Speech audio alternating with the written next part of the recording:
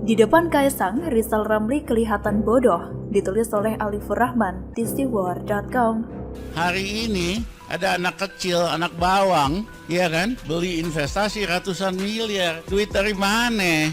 Itu kan duit dari bisnis jualan pisang doang. Bisnis pisang goreng itu kan dulu awalnya dipakai untuk belajar.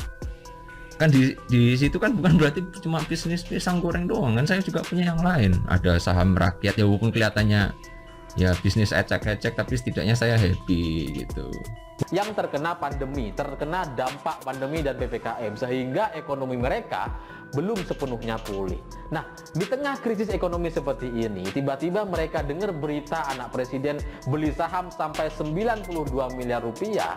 Inilah kemudian yang kemudian dimanfaatkan oleh orang-orang seperti Refli Harun, Novel Bamukmin, Rizal Ramli, dan yang sejenis dengan mereka, memanfaatkan emosi masyarakat mayoritas di Indonesia. Cerita soal pembelian saham senilai 92 miliar oleh Kaisang akhirnya menemukan titik terang dan mempermalukan orang-orang yang lebih dulu menuduhnya macam-macam, seperti Rizal Ramli dan Refli Harun yang menanyakan uang dari mana. Sementara usaha Kaisang cuma bisnis pisang dan juga martabak. Sekarang akhirnya terungkap bahwa yang 92 miliar itu adalah uang pinjaman dari Walker Strategic Investment dari Singapura. Dan dana tersebut didapat sama sekali bukan atas nama Kaisang pribadi, melainkan atas nama perusahaan GK Hebat yang didirikan bersama oleh 6 anak muda, di mana Kaisang salah satunya. Setelah saya selidiki, ternyata yang beli saham ini bukan Kaisang.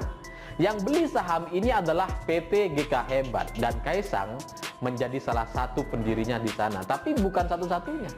Di sana itu ada 6 orang anak muda, termasuk Kaisang salah satunya. Jadi salah kalau kemudian ditanyakan dari mana uang Kaisang.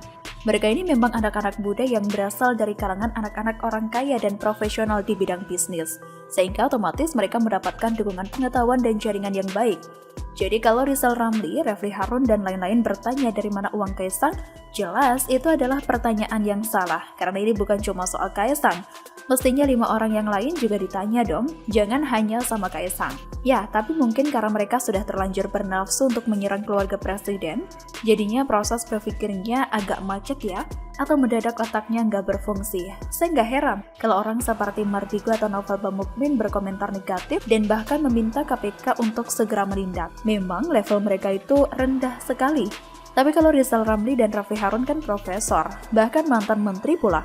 Kenapa pemikiran dan opininya malah jadi sama saja dengan Bamukmin? Kayak nggak ada bedanya antara profesor dan yang bukan. Sebagai mantan menteri, saya meragukan kalau Rizal Ramli nggak tahu soal pola pinjaman atau investasi asing. Karena kita saja sebagai masyarakat biasa, malah jadi ingat dengan pola pembelian saham Inalum pada Freeport. Uangnya pinjam dari luar negeri dapat 55 triliun, lalu dibayarkan untuk mengambil alih 51% saham. Nah, apa yang dilakukan GK Hebat kurang lebih sama. Mereka pinjam dari Walker Strategic Investment, lalu dananya dibelikan saham PMMP. Lalu kenapa transaksi seperti ini masih juga dipertanyakan uangnya dari mana? Bahkan coba membuat isu korupsi. Bukankah ada banyak pengusaha dan perusahaan yang melakukan hal serupa?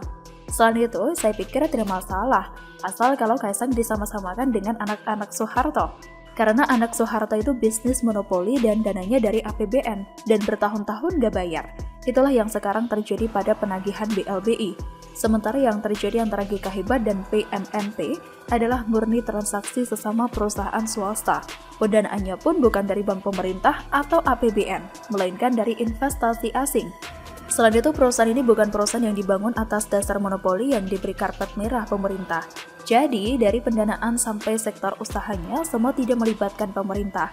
Maka pasti salah kalau kemudian Kaisang kemudian dikesamakan dengan anak-anak Soeharto. Kalau sampai di sini masih ada yang protes bahwa Kaisang nggak boleh usaha seperti ini, saya pikir naif juga. Lawang orang mau kerja dan bisnis kok nggak boleh? Dan logika Rizal Ramli yang meremehkan anak kecil seperti Kaisang sebenarnya lucu. Karena meski muda, Kaisang tidak bisa disejajarkan dengan anak yang seumuran. Karena dia anak presiden, jaringan dan dukungan keluarganya jauh lebih baik dari anak-anak muda lainnya. Semua ide-ide Kaisang bisa lebih mudah direalisasikan.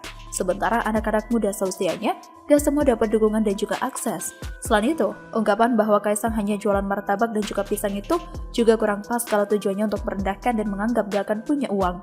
Bukankah orang terkaya di Indonesia juga hanya jualan rokok? Bukankah Presiden Jokowi juga cuma tukang mebel?